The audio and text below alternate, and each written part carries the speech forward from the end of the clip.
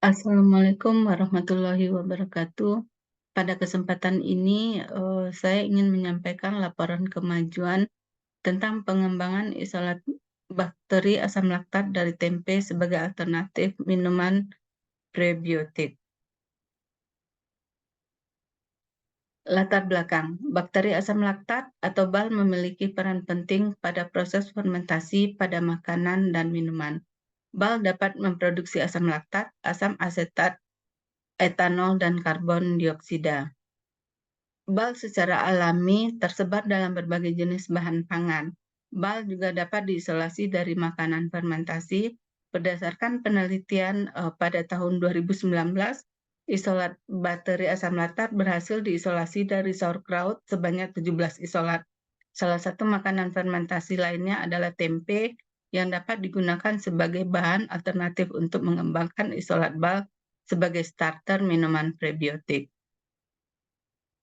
Tujuan penelitian ini adalah untuk mengidentifikasi bakteri asam laktat dari isolat yang diperoleh secara mikroskopis dan menentukan jenis bakteri asam laktat yang dihasilkan berdasarkan gen 16S rRNA. Nah, urgensi dari penelitian ini adalah bagi masyarakat untuk menghasilkan produk dengan harga terjangkau dan terbuat dari bahan alami. Bagi pemerintah, meningkatkan perekonomian terutama bagi UMKM yang memproduksi minuman probiotik. Roadmap penelitian. Nah, di sini dapat kita lihat bahwa penelitian ini sudah dimulai sejak tahun 2018, yaitu isolasi bakteri asam laktat yang diisolasi dari sayuran dan buah segar. Kemudian pada tahun 2019 dilakukan isolasi bakteri asam laktat dari sauerkraut. Pada tahun 2021 sampai 2022, ini adalah pemanfaatan bakteri asam laktat dari isolat sauerkraut sebagai alternatif starter minuman probiotik. Pada tahun 2023 ini adalah identifikasi bakteri asam laktat dari tempe. Kemudian 2024 direncanakan adalah untuk pemanfaatan isolat BAL dari tempe sebagai alternatif minuman probiotik. Metode penelitian. Penelitian ini merupakan penelitian deskriptif dengan mengisolasi dan mengidentifikasi secara molekuler bakteri asam laktat dari tempe. Waktu dan tempat adalah pelaksanaan pada bulan Maret sampai Oktober 2023 di Laboratorium Penelitian Mikrobiologi dan Bioteknologi jurusan Biologi FMIPA UNP. Nah, alat dan bahan yang digunakan adalah yang pertama toples, pisau cutter, dan lain-lain. Kemudian bahan-bahan yang digunakan adalah primer forward, kemudian bakto agar, agarose, MRS, kalsium karbonat, dan yang utama adalah tempe. Nah, pelaksanaan penelitian. Yang pertama itu adalah isolasi dan uji bakteri asam laktat, kemudian amplifikasi gen 16S rRNA bakteri asam laktat, kemudian dilakukan sequencing.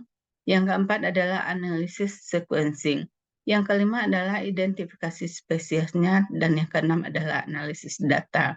Di sini juga dapat dilihat dengan fishbone apa-apa yang kita lakukan mulai dari isolasi dan identifikasi bakteri asam laktat dari tempe sampai ditemukan nanti adalah jenis BAL dari isolatnya. Kemudian untuk luaran adalah satu publikasi jurnal internasional terindeks Scopus yang direncanakan pada jurnal biodiversitas terindeks Scopus pada Q4. Diagram alir penelitian. Yang pertama adalah tempe. Dari tempe kemudian didapatkan isolat bakteri asam laktat. Kemudian dilakukan identifikasi secara molekuler dan dilakukan desain primer. Desain primer dilakukan dengan PCR dan elektroforesis. Kemudian dilakukan sequencing terhadap hasil dan dilakukan analisis data.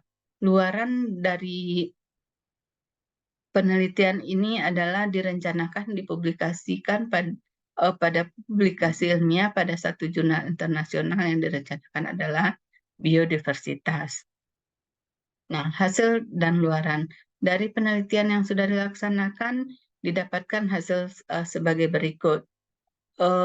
Dengan kode isolat TD1 10-61 pada pengamatan makroskopisnya adalah dengan keterangan bentuk isolat adalah sirkular, tepiannya entir, elevasinya konveks, dan warna putih susu.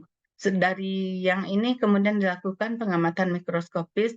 Dari pengamatan mikroskopis ini didapatkan hasil dengan gram positif, kemudian bentuk kokus.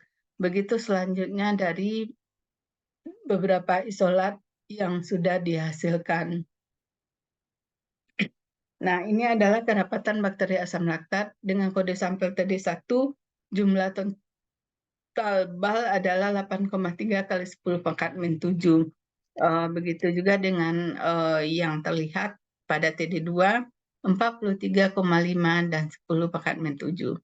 Nah, luaran dari penelitian yang sudah dihasilkan adalah dalam bentuk draft artikel yang akan disubmit pada jurnal terindeks Scopus.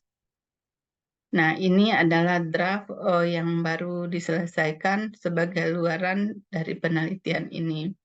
Peran dan tugas dari tim penelitian dapat dilihat di sini. Saya sebagai ketua kemudian melakukan isolasi bal dari tempe. Nah, kemudian ini adalah jadwal kegiatan dan ini adalah realisasi anggaran 10%. Demikian, terima kasih. Hanya ini yang saya dapat sampaikan pada kesempatan ini. Saya akhiri. Wabillahi taufiq wal hidayah. Wassalamualaikum warahmatullahi wabarakatuh.